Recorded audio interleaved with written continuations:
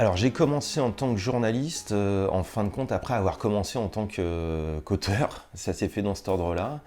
J'avais fait une maîtrise d'histoire à la Sorbonne qui était dédiée à la Hammer Film.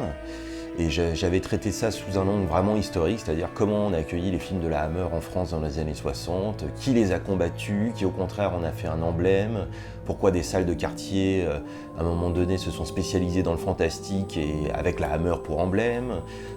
Voilà, enfin, en gros, toute cette espèce de bataille d'Hernani autour du fantastique dans les années 60, autour des films réalisés par Fisher, avec Christopher Lee, Peter Cushing, etc.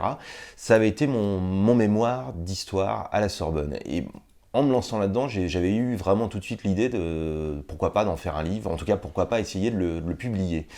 Et c'est ce qui est arrivé, grâce notamment à Jean-François Roger de la Cinémathèque, qui m'a invité en 2007 à une table ronde dédiée à Terence Fisher. Ça, c'était dans le cadre de la rétrospective Terence Fisher de la Cinémathèque cet été-là.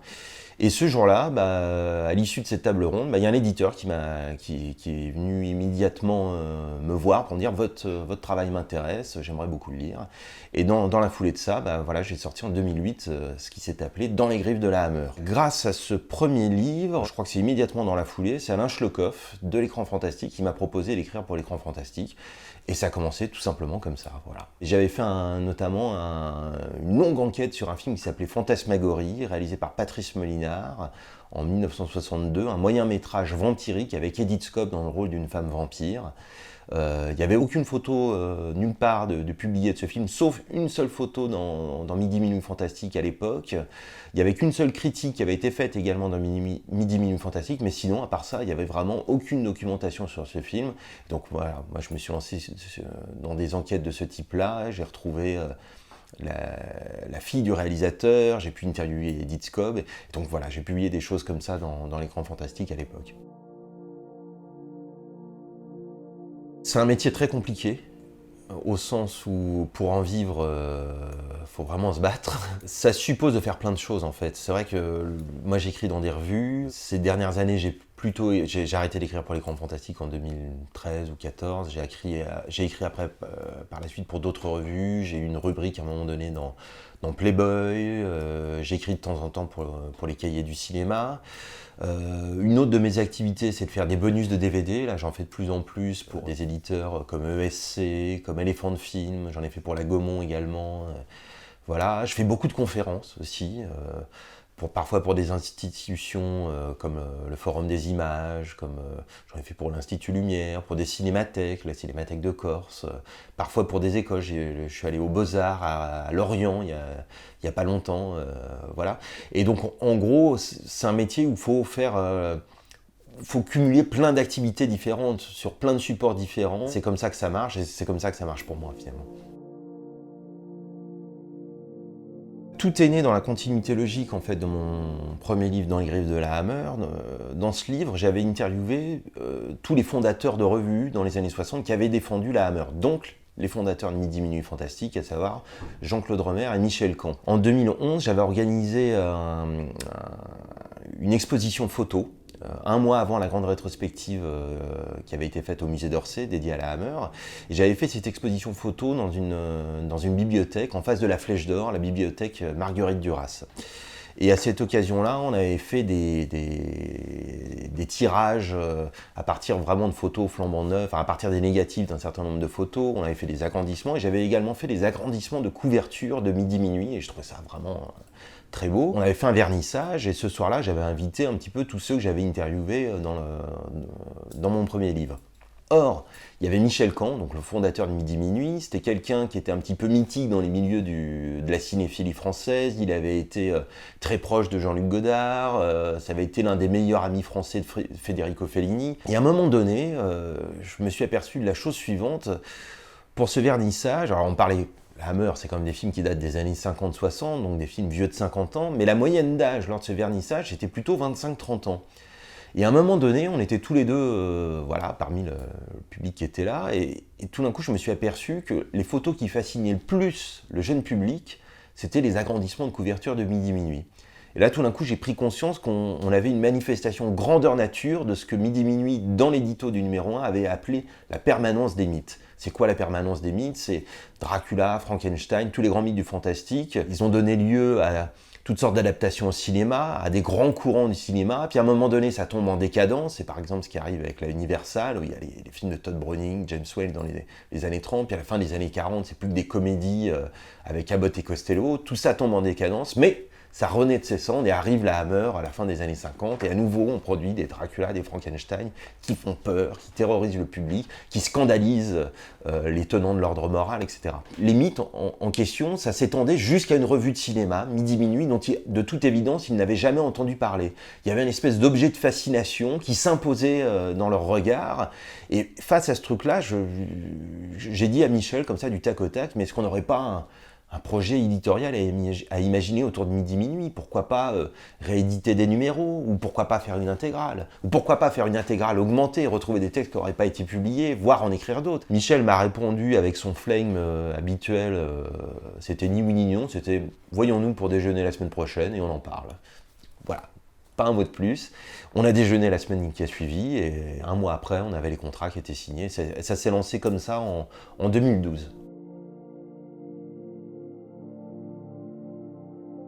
Mon intuition en 2012, quand on lance tout ça et quand on lance le premier volume en 2014, c'est que Midi Minuit, c'est beaucoup plus qu'un moment de l'histoire de la cinéphilie ou du cinéma, c'est beaucoup plus que des textes brillants sur les films de l'époque, c'est d'abord et avant tout une revue manifeste. Et ce que j'entends par là, c'est que la manière de parler des films, finalement, est toujours actuelle. C'est-à-dire que c'est beaucoup plus qu'une revue de cinéma sur les films des années 60, c'est une revue qui impose un regard qui a encore son actualité, qui a encore sa pertinence aujourd'hui. Et ce regard, dans le contexte actuel, par bien des aspects, il est menacé. Il est menacé parce qu'on vit dans une période de plus en plus réactionnaire, on vit dans une période où on se défie l'imaginaire, on vit dans une période où un certain nombre d'intégrismes religieux veulent imposer leur vision, notamment par rapport à la notion d'imaginaire et d'image. Quand j'ai lancé tout ça, je me disais, bah voilà, il s'agit de saluer un combat pour l'émancipation, dans les années 60, qui a été mené par Midi Minuit Fantastique, avec cet emblème du fantastique, avec cet emblème de la Hammer, de Mario Bava, de Jess Franco, de Roger Corman, ou de Romero ou de Toby Hooper plus tard d'ailleurs. Hein, voilà, ils ont épousé vraiment toute la modernité fantastique. Mais c'était un combat pour l'émancipation qui se faisait à travers la défense de ces films. Et finalement, un peu plus tard, avec le volume 3, et notamment avec tout ce qui s'est passé en 2015, et dont, voilà, je vais le dire, dont j'ai été victime au Bataclan, je me suis aperçu que aujourd'hui, voilà, c'était plus un combat pour l'émancipation, mais se saisir de Midi Minuit, c'était faire acte de résistance. Voilà, tout simplement. Et prôner la toute-puissance de l'imaginaire de la même manière que l'ont fait Michel Camp, Jean-Claude Romer, Jean Boulet, Alain Lebris dans les années 60. Aujourd'hui, c'est faire acte de résistance par rapport à tout ça. Et ça me semblait primordial. Voilà, c'est ce que j'ai voulu écrire dans ce texte. Donc, quand je dis qu'il s'agit d'un combat contre l'inculture, en fin de compte, c'est pas un texte théorique du tout sur la culture, l'inculture, etc. Pour moi, ça correspond à quelque chose de l'ordre vital. Voilà. Compte tenu de ce qui m'est arrivé. Edith Scobb, elle est très importante pour moi et dans l'histoire de Midi Minuit Fantastique. Elle l'est d'abord historiquement parce que Edith Scobb, elle est indissociable de l'univers de Georges Franju. Or, Georges Franju, c'est vraiment l'un des cinéastes très importants pour Midi Minuit Fantastique. Et après, pour moi, c'est la marraine aussi de la réédition de Midi Minuit. Elle a été importante dès le début, c'est-à-dire que je t'ai parlé tout à l'heure de cet article que j'avais écrit pour l'écran fantastique sur Fantasmagorie. Je l'ai écrit pour l'écran fantastique, mais j'avais déjà en tête ce que j'allais pouvoir en faire pour les rééditions de Midi Minuit qui allaient intervenir plus tard. Edith Scobb, donc elle ne me connaissait absolument pas, mais elle a été tout à fait enthousiaste à l'idée de faire une interview entière consacrée à un film que personne n'a vu, un moyen métrage de 1962. Alors voilà, c'était pas forcément évident pour elle. Et le jour de cette rencontre, ça a été vraiment un beau moment parce que je me suis débrouillé en fait pour lui passer le film avant de faire l'interview en lui disant bah voilà, j'ai retrouvé une copie grâce à Agnès Molinard, la fille du réalisateur. Agnès Molinard était toujours très amie avec Edith Scobb, donc voilà, ça facilitait un petit peu les choses. Et avant de démarrer l'interview, je projette le film, et alors là, elle était juste estomaquée, elle me dit, je me souviens qu'elle m'a avoué, mais je me souvenais pas du tout que c'était aussi beau, je me souvenais pas que c'était un film aussi important. J'avais juste eu l'impression de tourner un film entre amis, le dimanche après-midi, sur mes loisirs, mais je ne me rendais pas compte que c'était aussi beau sur le plan de la photographie, sur le plan du montage, sur tous les plans, quoi, voilà.